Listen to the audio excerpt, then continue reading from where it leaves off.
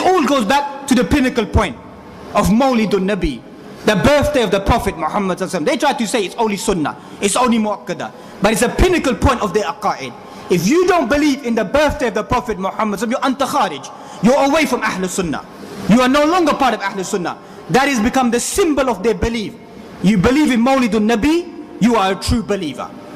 And my simple words to these individuals, one simple word that I challenge these individuals, bring me one simple hadith, one single hadith, and I'll even open up the doors, bring a fabricated hadith, a weak hadith from the Sunan, bring it to me, whereby the Prophet Muhammad specifically said, don't forget to celebrate my birthday. Don't bring me, I was born on a Monday, I fast on a Monday, I fast on a Thursday, the gates of paradise are open on Monday or on a Thursday. Or bring the verse from the Quran, قُلْ بِفَضْلِ اللَّهِ وَبِرَحْمَتِهِ فَبِذَلِكَ فَلْيَفْرَحُوا هُوَ خَيْرٌ مِمَّا يَجْمَعُونَ. Let us rejoice in his blessing. They say this blessing is referring to the blessing of the Prophet Muhammad sallallahu alaihi wasallam. Ulama of Tafsir mentioned the siyaq of the ayat of rejoicing is the blessing of the Quran and the blessing of the Sunnah. There is no clear-cut hadith. There is no clear-cut hadith. There is no hadith that exists. But they want to play on the emotions of people to say that this is the real love, the real devotion. Remember, everything about his blessed life has been documented. The way he urinated, the way he laughed, the way he wept, the way he talked, the way he slept, the way he kissed his wife, the way he done everything inside his life.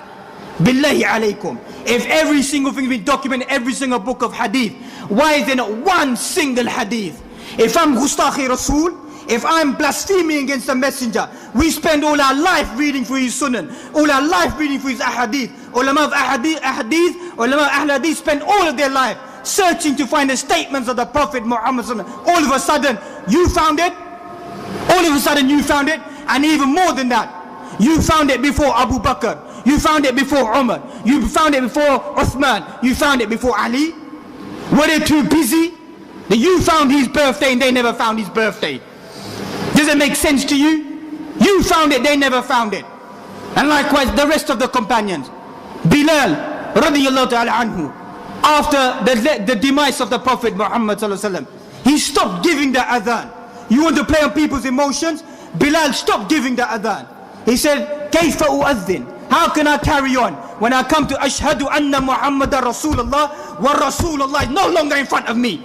He's no longer in front of me. I can't say these words anymore. Stop giving the adhan. Only on 2 occasions in his life did he ever come back and give the adhan. And all of the companions, they wept when they heard the adhan. وَأَنْتُمْ جُحَالٌ. Before the adhan, you begin to give the rood. Did Bilal ever give the rood before the adhan? Did he ever give the rood before the adhan? Ever in his life? Do you love the messenger more than Bilal? Do you love him more than the messenger? Do you? You don't. It's a false practice. Before the adhan, read the darood. Which hadith is it? Which hadith does it exist in? You admit it's a false hadith, and you want to show that you love the messenger more than Bilal. You love the messenger more than the companions. You're liars. You're liars. That's what you are. In your face, you're liars. There's no doubt about that in my life.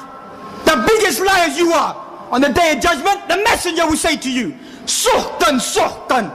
Be off, be off. You are liars. You are people who attributed to me words that never existed. You attributed practices to me that never existed. You are people who attributed these false liars. That's what will be said to these individuals. There's no doubt about that. There's no time to chew our words anymore. People want to say that we chew our words about these individuals. They want to say that we are the individuals who blaspheme against him. We're the ones that defamed him. We're the ones that dishonor him. We're the ones that degrade him. When in our lives have we ever degraded him? In our lives. Never in our lives. Searching throughout our lives. An-Nabiyyu awla bil mu'minina min anfusihim. The messenger, the prophet is closer to us than even our own souls. Our own souls. For you, who's closer to you? Who are the people close to you? The mafia industry around you. These people will kill to defend their awliya, their peers. They will kill you to defense of their people. Not defense of the haqq, not the defense of the truth, not the defense of Islam. It's because you outspoke against these individuals. That's what their belief is. That's what their creed is. Likewise you find the concept of hazard wa nazar. Attendance. They believe that the messenger sallallahu alaihi wasallam attends their gatherings. So when they have these celebrations, they tell people to stand up because Hazur has just entered into the room. That's their belief. They place a kursi, they place a chair there. And they begin to read their durood and they say the messenger is now coming, he's now entering, everybody stand and let the messenger sit on that chair. What is that? That's not blaspheming against the messenger. Did the companions forget to put a chair inside the blessed masjid of Medina? Did they ever forget that in their life? And say that the messenger is coming now, everybody rise? That's what they believe happens to be. Likewise you find amongst their belief they highlight, if you celebrate the Mawlid, there will be peace and rest in a person's life. Where's the peace and rest in the blessed land of Pakistan at the moment? That's your creed. Whoever celebrates Miladun Nabi, there will be al-aman. There will be peace and tranquility upon those people in that land. Where's the peace and tranquility in that land at the moment? That you are the great, bearing the flag of the Messenger Sallallahu Alaihi Wasallam. You depict your belief in the sandal. What do you write in the sandal? You write the name of Allah subhanahu wa ta'ala on that sandal. Even though it happens to be the sandal depicting the blessed sandal of the Prophet Muhammad sallallahu alaihi wasallam. That sandal, when he gave it to Abu Huraira, was to show that I am the messenger. That's all it depicts. We don't need to symbolize ourselves with a sandal or kiss the sandal or to find strands of his blessed beard. At that time, if it existed, there is tabarruk, there's no doubt about that. Inside his saliva, inside his sweat, inside his remnants, it exists. But today, what proof, what evidence do you have that that which you hold today, is remnants of the Prophet Muhammad sallallahu alaihi wasallam? Get a strand of his beard, start doing start doing dhikr. When did the Prophet Muhammad said who? When did he do that? When did he do that in his life? Turn off the lights, doing your dhikr. And then when the blessed hair begins to move, look, even the ball of the Hazur sallallahu alaihi wasallam begins to move as well. You foolish individuals, it's basic physics. The law of motion. If all of you begin to blow today, this paper will begin to move. That's what it is. But they're trying to say, look, even the hair, the strand is going in dhikr. It's moving and swaying with the dhikr. That's what they're saying, it's moving with the dhikr, the blessed strand of the Prophet Muhammad. That's what their belief is. Talismans, threads. Pir Sahib, tell us what to do in Iraq. Tell us what to do in Afghanistan. You tell the world everything, don't you? Lord, get it bad, this on the bad, isn't it? They kiss your feet, they throw their money at you, they throw flowers at you. That you're the one that helps, you're the one that saves. A piece of man, tell us what to do in Iraq today. Tell us what to do in Iraq today. Tell us what to do in Afghanistan today. Leave these things, these are politics. These are politics. Your whole life has been politics. Robbing the wealth of the people and spending it on your politics. Robbing their wealth in daylight. Taking it away to your own personal causes. We've moved about with this mafia industry, moved about with them. They can't come and trick me and say you don't know anything. We lived with their sons. We lived with their gaddi nasheens. Their sons who were promised that when you come back, son, you're going to be the next speed, you're going to be the next sheikh. We lived with them. All night listening to Bollywood songs. Not even getting up and praying Fajr in the morning and saying, I'm going to be the next Peer. I'm going to be the next saint. I blow on people's roti chapati, give it to them. Go, you're blessed individuals. Those days are gone, those previous saints of good individuals that existed before. That's all that their life is placed upon, these corruptions. Likewise, you find they begin to say, you don't do enough durood. You don't say no durood and no salam upon the Prophet Muhammad. Who says that? Lie upon lie. Whoever does not say sallallahu alaihi wasallam bakhil man dhukirtu indahu falam yusalli alayhi aw kama qala sallallahu alaihi wasallam. The stingy one is the one that I mentioned does not send the salutations upon me. The Quran is quite clear. Inna Allah wa malaikatu yusalluna ala nabi ya ayyuhalladhina amanu sallu alayhi sallimu taslima. Oh, you believe? Indeed, Allah and His Messenger, they send their salutation greetings upon the Messenger. Oh, you believe? Send those salutations, send those greetings. Who said we don't believe in the salutation and greetings? Just because we don't stand and say, Ya Rasulullah, start shouting out the way, the kayfiyah that you have. Where does that exist? Because we don't do that. But it's part of our creed.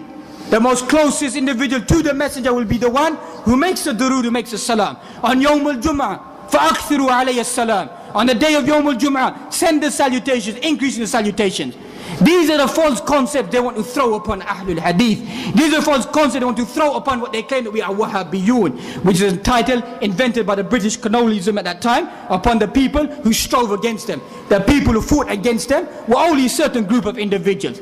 And as they placed this statement of anybody who goes away to dispel or to remove the concept of grave worship or stand for the truth, they're classified as a Wahhabi even to this day that we find. Likewise we find, in conclusion, a day of judgment, it be said to these individuals, the Quran mentions, وَقَالُوا رَبَّنَا إِنَّا أَضَعْنَا سَادَتَنَا وَكُبَرَاءَنَا فَأَدَلُّونَ السَّبِيلَ.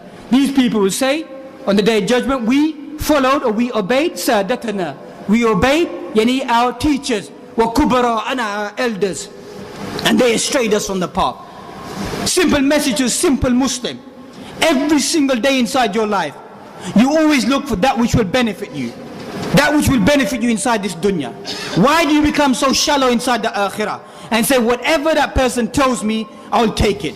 On that day of judgment, you're going to make these calls that our teachers and our leaders, they are the ones that sent us astray, and that station is going to be too late.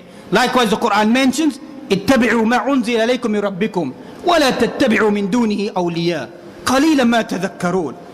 اتبعوا ما أنزل إليكم من ربكم. Follow that which has been sent down upon you. وَلَا تَتَّبِعُوا مِن دُونِهِ أَوْلِيَاءَ. Don't follow the awliya. Don't follow the saints. Don't follow the pious individuals. قَلِيلًا مَا تَذَكَّرُونَ. Little it is that you ponder and you reflect. We follow that which has been sent down. قُلْ إِن كُنْتُمْ تُحِبُّونَ اللَّهَ فَاتَّبِعُونِي يُحْبِبْكُمُ اللَّهُ يَغْفِرْ لَكُمْ ذُنُوبَكُمْ وَاللَّهُ غَفُورٌ رَحِيمٌ. That's the ayah standing for the test of time. You claim to love Allah subhanahu wa ta'ala, فَاتَّبِعُونِي. Follow the sunnah of the Prophet Muhammad sallallahu alaihi wasallam throughout your lives. And as we mentioned, if the sunnah is complete, if Islam is complete, you don't need to add something and you don't need to take anything away. Whatever was deen yesterday has to be deen today. That's how simple it is. That's the message that we're delivering to the Muslims.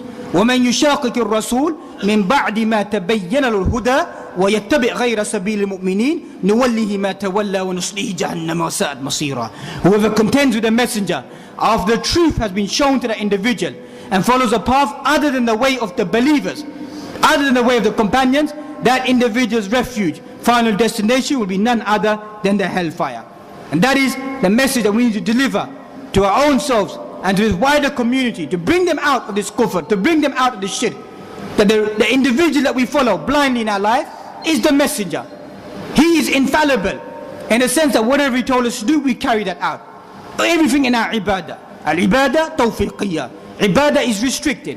Whatever the messenger told us to do, we do exactly the same thing and practice it in our life.